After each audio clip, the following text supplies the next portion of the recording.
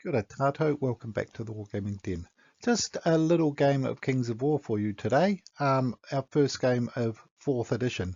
Gordon hasn't been able to play for probably 2-3 months any gaming, so he's now in a position where he's able to again. So now that 4th edition has reared its head, we thought we'd try 4th out.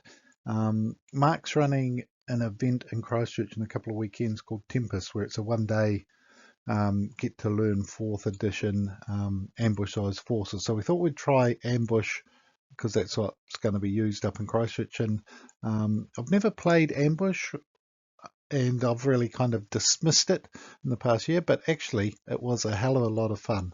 Small forces, small table, quick game, and it kind of really felt like a warband kind of engagement rather than a full-scale battle. So I really did enjoy the game. So let's take a look at what we had planned. And by the way, I wasn't going to make a report. I just took a few photos as always do. Mark asked if I could put some on the New Zealand Facebook group. So that's why I took them. But I enjoyed the game so much I thought I'd make a little battle report of it. Let's continue. Okay, both of our forces were the same size, really. We both had 6 units. I had a Berserker Bully leading my warband with a slashing blade, a warrior regiment, a boomer regiment, and a hunter regiment. These in the past were called hordes, but they've standardized one of the many things they've standardized in 4th edition. So it's just everything's troop, regiment, or horde, so less confusing. I also really like the way you choose your army lists now. A lot more streamlined. People probably will say it loses some of the quirky flavour, but it stops a really extreme list to a degree. You can still spam stuff.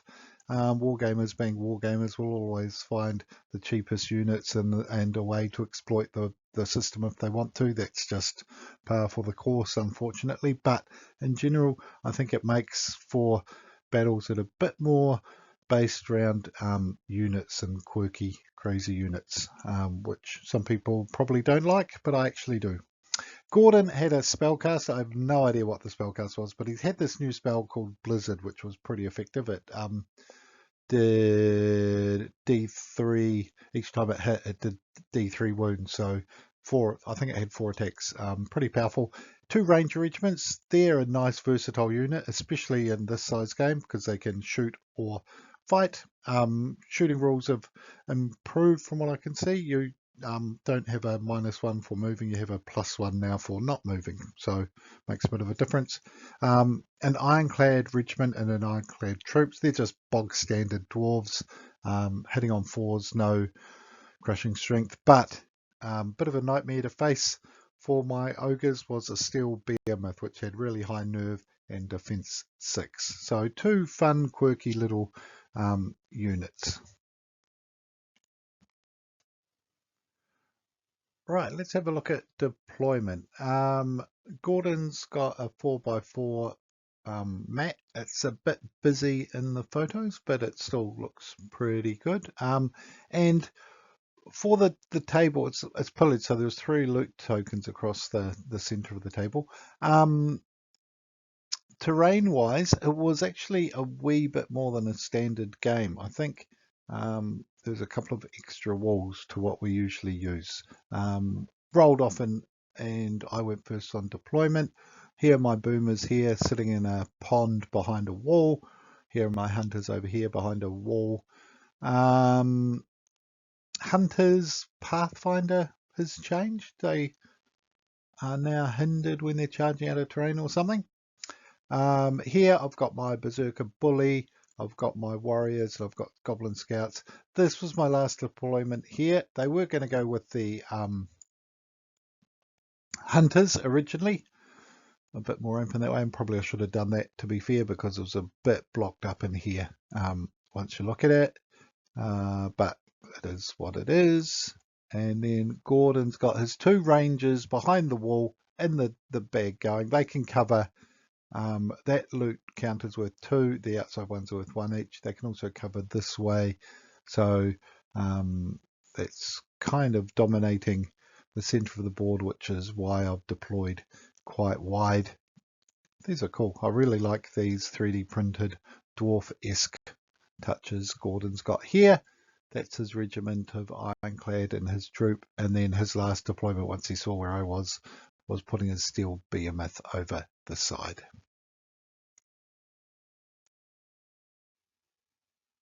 As I said, I wasn't going to make a battle report, so I just took a few photos and I took no videos. So just bear with me as we go. Turn 1, Gordon's just advanced his ironclad over here. Oh, sorry, that's his Rangers and his Blizzard. As you can see, my boomers are now not behind this wall because they took 6 wounds. So they actually... Now, one of the interesting things, if you do a normal move, you can have 2 pivots in 4th edition. So I pivoted 90 degrees, marched 6 inches, pivoted back 90 degrees, out of their range. They're going to have to move forward, trying to get some cover here. The new shooting rules mean that if you roll over the unit's nerve, the target unit's nerve, it's only wavered, it's only destroyed if you've devastated the unit, which is a nice change and probably plays a bit closer to a lot of historic games in that regard.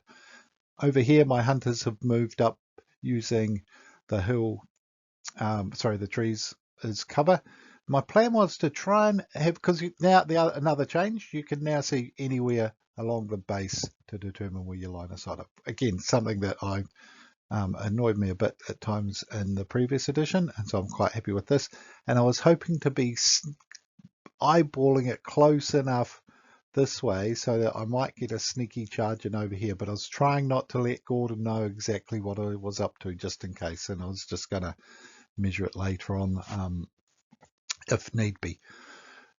Gordon also advanced with his behemoth and probably did some shooting with that as well, and so he's kind of blocked me off in here. I've got my bully and my warriors, and then I've got both of my units of goblins. I can't really use their mobility to whiz round as much as I'd like, but that is probably my own fault. But yeah, not a great deal of action in turn 1 apart from my boomers down here having taken quite a few wounds because they were shot by the Rangers and hit by the Blizzard spell as well. But I think the spellcaster, from memory, it may have failed to wound on a 3+ with 3 out of its 4 shots or spell or whatever the Blizzard spell thing is. So I was actually a wee bit lucky, I think, to get away with only 6 wounds.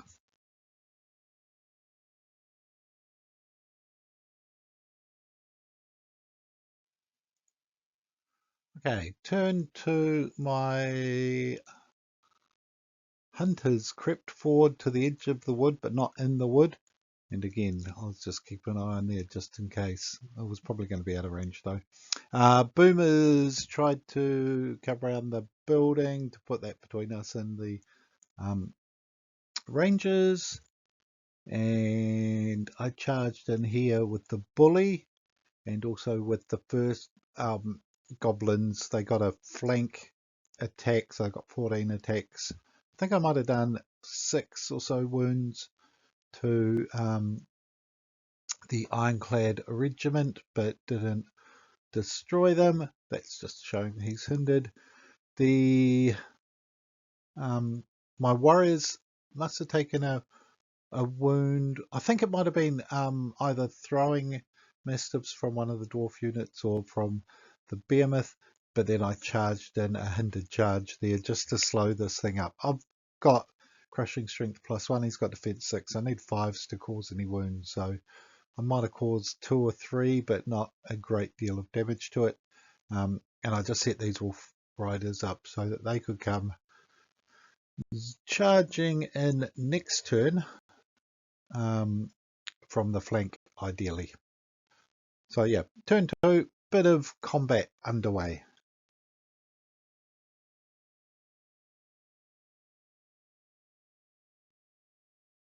Okay, turn 3, bit of action. So as you can see here, here's the 45-degree arc for the Rangers. And there was just a gap through here, and because you can see you can take from anywhere on their base, he was actually able to see my warriors. So as you can see here, sorry, my boomers. The boomers are now up to 13 wounds. So they got smacked quite badly, took another 7 all up, and a wavered. Now, if this was 3rd edition, they would have been destroyed because the nerve check was over their 17. And so in this edition, because it was shooting, meant they're only wavered rather than destroyed. So that was lucky for me, really. My bully has now taken 6 wounds, as you can see, and there are no goblin scouts here. They got hit by the troop in the flank, the troop of Ironclad, and then the troop did a reform afterwards. Likewise, the behemoth did 10 wounds on my warrior regiment, so they're very badly hurt at present. So that was a tad unfortunate.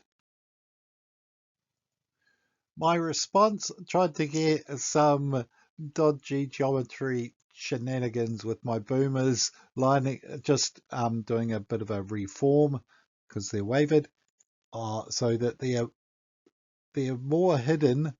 And I think we measured it, and the angle of the dwarves just is in front of them, so they can't be seen by those ranges there. My hunters have gone into the wood and grabbed a loot token, so that's 1 point to me. And there's a loot token with the boomers there. Hoping that they weren't going to get all focus fire, but I tried to keep in the concealing terrain. The bully did his job and destroyed the regiment there, which means that he's now free to run around. He could at present hit those guys in the flank potentially, and that's why I want him to go and support the rangers. The warriors are in trouble over there. Did a few wounds, but probably 2 more to the behemoth, not a great deal. And I threw in the goblin wolf riders, hindered, so they don't get any thunderous charge. But they might have done 1 or 2 wounds themselves. They actually did a wee bit of damage. And now the interesting thing is, in this edition, say in the next turn Gordon kills these guys, because the wolf riders are still there, he can't wander off in different directions. The combats are now, I guess, sticky's the term to call them. In the past, for instance, say I had my bully fighting these guys there, say they charged, my bully was there, they charged him, did some wounds on him. The way nimble characters used to work, my bully would have been able to go zip, zip, and attack them, just randomly run out of combat, which was a real... It made the game interesting to a degree, but if you'd played any other historic type war games, you'd always be going your first couple of games, what the fuck? How do you do that? So the fact that that's all been taken out of the game is actually, I think, an advantage, especially for newer players that get caught by those gotchas, and it can kind of sour the taste of the game. If suddenly something comes running in and flattens the unit from somewhere that in any other game it wouldn't be allowed to do. So the fact they've got rid of that is, I don't mind whatsoever.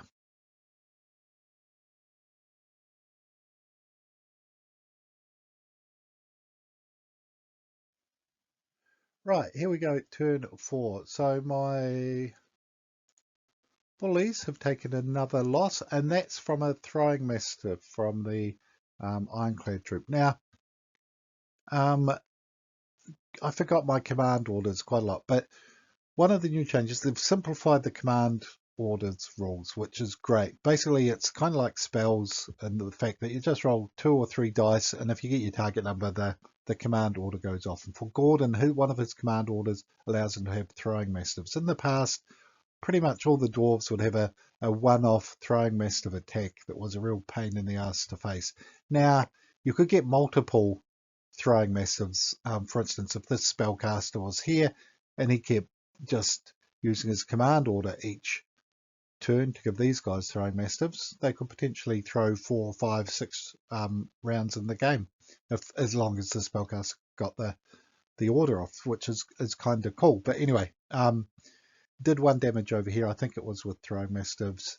The warriors were destroyed by the behemoth, but they're still in combat because my wolf riders are still attacking them. So this is a big change from 3rd edition. So if this was 3rd edition, what would happen next turn is that this guy would potentially just come running down here and flatten them because he's got no need to worry about the wolf. Now the combat continues, so little chaff units like these scouts are going to be really useful in the new edition because they'll be able to gum things up for a turn or two, which is going to be a great use of chaff.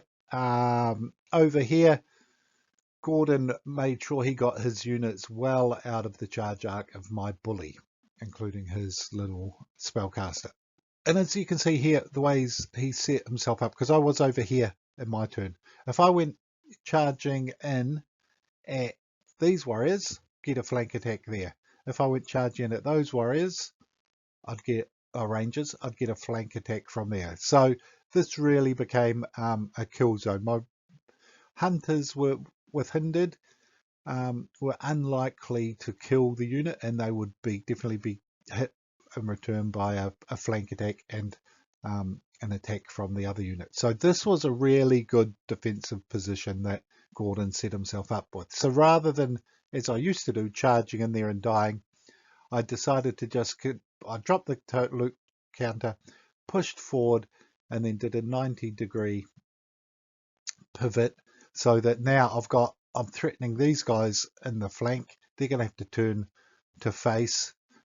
These guys could charge them, but they're probably not going to be hindered because in the new charge rules you're able to avoid that terrain, but I do have ensnaring. So rather than losing my rangers, I've decided to just put a bit of pressure on, especially because I've got the bully there ready to come in and support as well. So quite happy with how that is looking at present.